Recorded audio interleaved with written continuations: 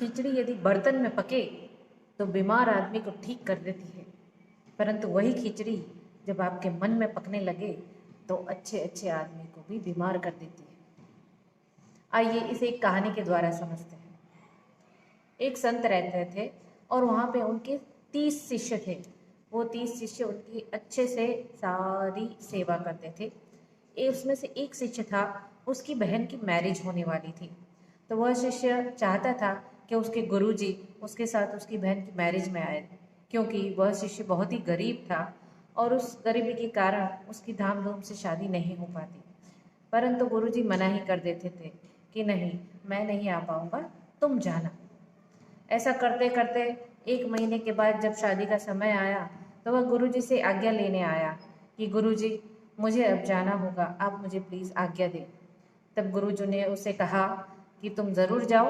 जाते जाते ये कहा कि ये 5 अनार तुम अपने साथ ले जाओ और तुम्हारी बहन की शादी बहुत अच्छे से होगी। एक काम और कर सकते हो, तुम्हें और 2 शिष्य मैं तुम्हारे साथ भेज देता हूँ, जिससे कि वो तुम्हारे मैरिज के टाइम में तुम्हारा हाथ बटा सके। ठीक है, फिर गुरुजी की आज्ञा लेकर वे तीनों शिष्य वहाँ से निकल गए। पुराना समय था, इसीलिए वहाँ से पैदल चल के वो लोग अपने गांव जा रहे थे जहाँ पे मैरिज होने वाली थी।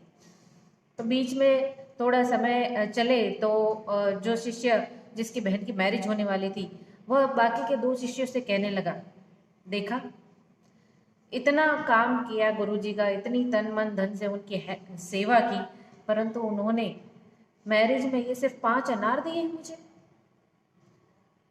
तब बाकी के 2 शिष्यों ने कहा, चिंता मत करो, विश्वास रखो, सब कुछ अच्छा ही होगा। यह सुनकर तीनों फिर आगे निकले। आधा रास्ता ही कटा था कि उनको थकान महसूस होने लगी, तो उन्होंने सोचा कि कुछ देर यहाँ पर रुक जाते हैं और वो तीनों आराम करने लगे।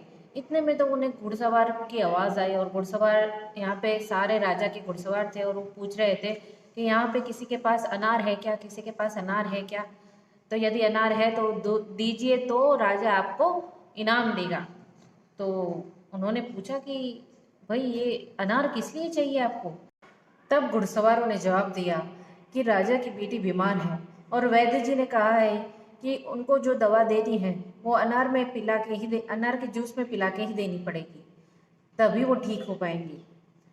तब वो गुरुजी के शिष्यों ने वो दाड़म जो अनार लाए थे वो अनार उनको दे दिए और इसके बदले में राजा बहुत खुश हुआ। और जब यह दवा बनाकर उनकी बेटी को पिलाई गई तो वह तुरंत ही ठीक हो गई। इससे राजा बहुत ही प्रसन्न हुआ और राजा ने उन्हें खूब सारे हीरे जवाहरात चांदी सोना देकर विदा किया और कहा कि आपकी बहन की शादी में कोई भी तकलीफ नहीं आएगी और आप धूमधाम से शादी कीजिए। इससे वो बहुत ही खुश हो गया। घर जाकर बहन को अच्छे से विदाई किया, खूब धूमधाम से शादी की, खूब आवभगत की बारातियों की और बहुत ही अच्छा हो गया।